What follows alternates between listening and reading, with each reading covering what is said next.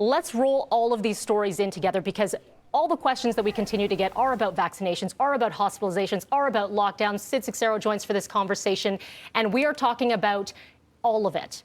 First, let's begin with AstraZeneca, temporarily pausing that shot for those under the age of 55. And with those new changes, there are questions and there are very valid concerns. So we are going to navigate all of this. We're going to bring in infectious disease physician Dr. Zain Chagla, as well as clinical pharmacy practitioner Brenda Chang. You've heard from both of them before on this show today. And we're going to weave through some of your questions. Good morning to you both. Hi, good morning. Morning.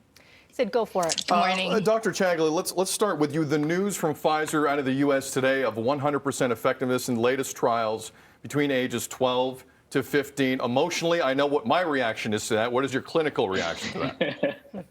I have the same emotional reaction as you. I mean, I think, it made sense. You know, kids' immune systems really are maturing by the age of 7 or 8. So a 12-year-old really is a little adult in many senses. There shouldn't really be any differences. And I think we've confirmed this, which is great. You know, this means the immunization program can roll out to many, many more people, particularly high school students where we're seeing transmission. But when we look at somewhere like Moderna, testing the trials as low as 6 months old, that makes it a little bit different, throws a wrench into some of those things. Do you have an update by any chance on where these trials stand? Yeah, I know the Pfizer trial had finished enrolling by Christmas, so they're starting to see the results now. I think Moderna was still enrolling around January, which means, you know, they got to wait a couple of months before they start releasing results. They can't just give everyone the immunization. They have to wait to see if they work in that sense. So, you know, keep tuned. I think in the next month or two, we're going to start hearing about what Moderna's is. And then again, that younger trial is really enrolling now. So we got to wait probably a few months before we start hearing that. Okay. Brenda, obviously we heard from Premier Ford yesterday. He's concerned with the holiday weekend approaching. We've been talking about it all morning. How concerned are you at spread increasing here because of just people not doing what they're supposed to be doing? Yeah, that's very important. I think overall, our public health guidelines haven't changed, and it's really important for us to stay safe, keep our distance, wear our mask, wash our hands frequently. It is very important at this time. We are definitely in the third wave, and so really important for us all to stay safe at this time. I want to put this question to both Brenda and Zain.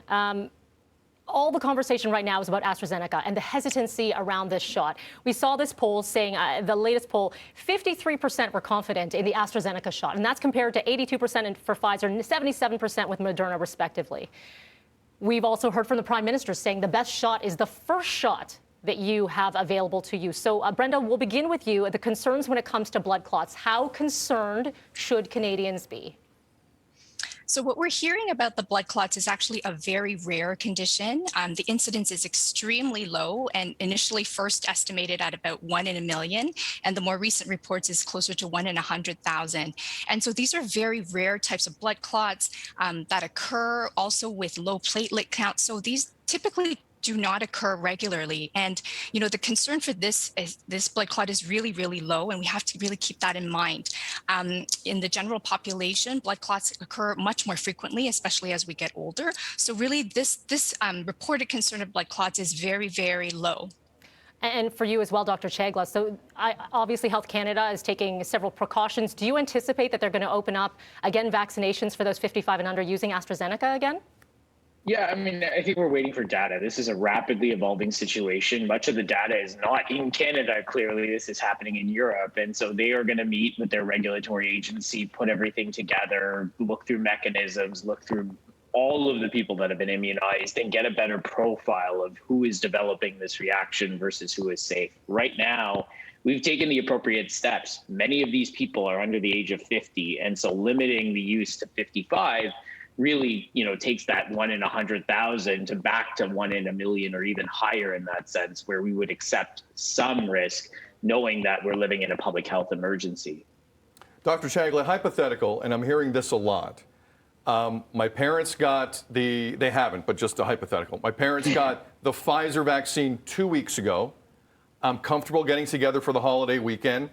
Trust is high in the Pfizer vaccine, as Melanie stated. What would you say to that? Yeah, I mean, we're learning more about what one shot looks like. And you know, in clinical trials, it was as high as 90%. In real life, it's looking around 80% for preventing symptomatic COVID-19. Some of the UK data suggests, you know, a 70% reduction in hospitalization and a reduction in death. So it's not perfect. This is what I'm trying to get at here, right? So if you're going to do a gathering like that, put more layers of protection in outside of just the vaccine. Do it outdoors. Make physical contact brief if not avoiding it. But still, you can have that contact, recognizing that you're adding the outdoors, good ventilation, distancing, and the effects of the vaccine on top of that as a safety net, rather than just relying on the vaccine alone, which may not be perfect in this scenario. Okay, we've been bringing in a lot of our viewer questions built into these questions that we've been asking you, but let's bring in some specifics. Mike tweeting us this: seems to be confusing information about the spread of COVID after vaccination. So this goes to your point, Sid, but even more so, can you still infect even though you've had your shot? Is the shot basically just an assurance that you won't die of COVID-19? What are the chances of dying or severe illness if that happens? So I don't know if we want to go to Brenda or Zane. Who would like to take this? How about Brenda? All yours, Brenda. Go ahead. Okay, thank you. So for sure, it's important to really think about the vaccine efficacy after one dose, which we've already talked about. And in the case of the vaccines that we've seen, it is really important to see that after one dose, we do have really good efficacy, but essentially after 2 doses, we get the best efficacy that we can see. So that's really important. Okay, Zane, did you want to add to that?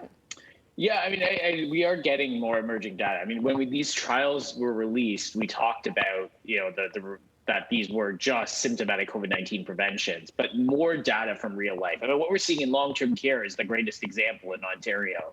Despite what's happening outside with 2,300 cases a day, there are 9 cases in long-term care, period, in Ontario. And again, that really does say that transmission is really blocked from person to person, not just that people feel better after getting the vaccine if they get COVID-19.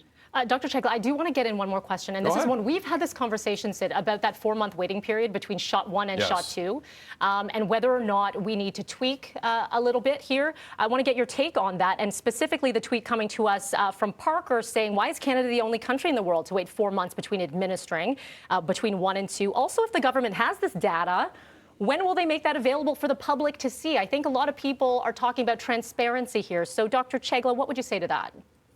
Yeah, I mean, so there now are a couple of groups in Ontario that will get their shots on time. We talked about long-term care. People with cancer and transplants are also approved to get their shots on time based on data coming out of the UK. Now, the UK is really defining this experience for us. And so we are going to look to them to say what the data is for the delay. There was some recent data released, though, healthcare workers who got their shots. And again, the concern for us is that at some point, the immune system is going to stop working, that this shot is going to be stopped becoming effective. We're not actually seeing that. So the most recent UK healthcare worker data is up to day 90. People's protection gets better and better and better, and actually almost starts approaching that of getting a second shot. Not perfect, but getting there. And so, recognizing the immune system is not like a light switch. It is a very, very subtle change that happens over time. This is really good news that a 4-month strategy is likely going to preserve immunity and buy us more doses for the population, which is going to have huge population-based effects.